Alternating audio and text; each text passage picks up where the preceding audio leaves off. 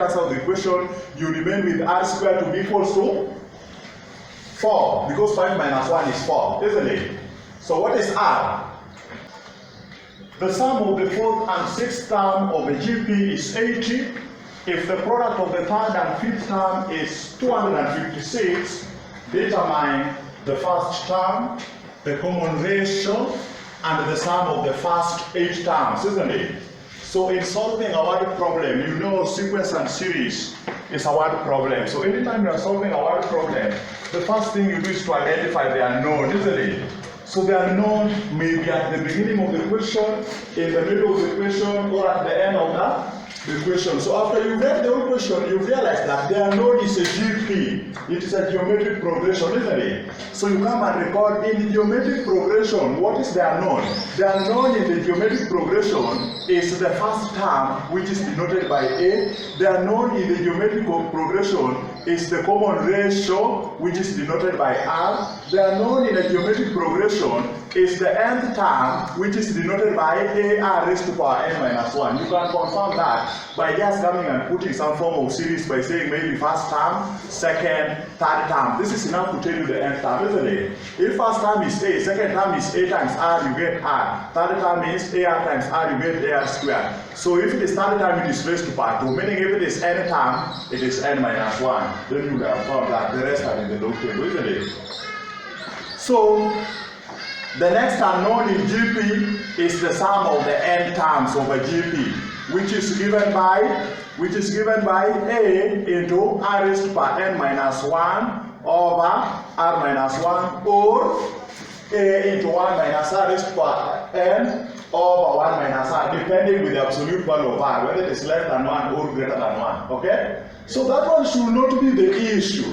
The issue is that they are telling you that when the absolute value of R is less than 1, you should use this. They are trying to tell you that for you to avoid working with negative numbers. But if you use any of them, you will get the same answer. Are we together? Now, having identified the unknowns in a problem, now the next step is to substitute the values as you read it in the equation, isn't it? The sum of the fourth and sixth term. The sum of the fourth and the sixth term. So you come and add that term. Fourth plus sixth term is equals to 80. Is equals to 8. You are now substituting the statements in mathematical form, isn't it? The sum of the fourth and sixth term is equals to 80. Then you come and write the fourth term, isn't it? Are you together? What is the fourth term? The fourth term is AR raised to power 3, because you go to the n term is AR n minus 1. So when n is 4, you have the fourth term, which is AR 4 minus 1, isn't it? So you substitute fourth term is AR raised to power 3, then plus you substitute the sixth term. Where there is n, you put 6, so we have sixth term, isn't it? Sixth term will be AR 6 minus 1, isn't it? Meaning sixth term is AR raised to power 5 to be equals to 80. So you now form the first equation up to where you've reached, isn't it? Then you go on with the question. The product of the third and fifth term. So the product means multiplication, isn't it? So you go third term times fifth term is 256. The product of the third term and fifth term is 256. So you go and multiply third term and fifth term and you get 256, isn't it? Then you substitute the values, isn't it? So what is the third term? The third term is AR raised to power 2. You simply go to the nth term. Third term means you put 3, isn't it? So 3 minus 1 is power 2. So that is AR raised to power 2. Then it is times the fifth term is AR raised to power 4, isn't it? To be equals to 256. That is Roman 2. So you start with the equation which is simpler to simplify, isn't it? So out of the two equations, you can see the second one is easier to simplify. Is it here? So in the second equation, we have A times A is A squared, isn't it? And R to power 2 times R to power 4 with lots of indices. Same base, you add the powers with multiplication sign, isn't it? So R raised to power 2 times R raised to power 4, same base, we add the powers. That is R raised to power 6 to be equals to 256. So A raised to power 2 times R raised to power 6 is 256. So you simplify the second equation. So can we now simplify the first equation and see what to substitute, isn't it? Are we together? So the first equation here, what do we have in the first equation? AR cubed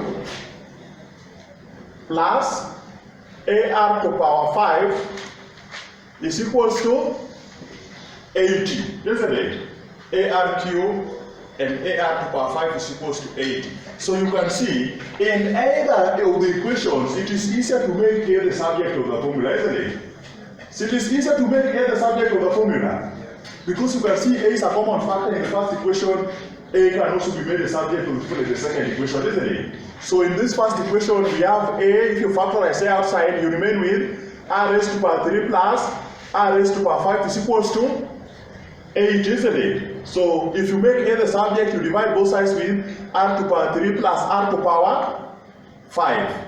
R to power 3 plus R to power 5. So you end up with A is 80 over R cubed plus R to power 5. That is the first one. Then if you make A the subject of the formula in the second equation, you divide both sides with R to power 6, isn't it? Are we together? So what do you get? You get A squared to be equals to 256 over R to power 6. Then what do?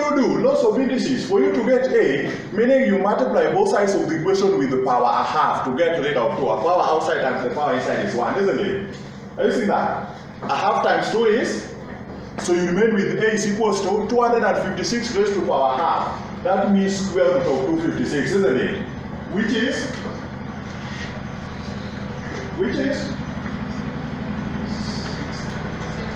16. So that is 16. Then a half times 6. You see the power outside multiplies all the powers inside because we have division, lots of indices, isn't it? So a half times 6 you get power 3. So it means A is 16 over R raised to power 3. So it means in both the equations, you've made A the subject of the formula. So it simply implies the first one is equals to the second one, isn't it? Are we together? Because both of them you've made A the subject. Is that okay? Tuko pamoja? Can you now equate them? Can you now equate them? I equate the first one we have 80 over R cubed plus R to power 5 is equals to 16 over R to power 3.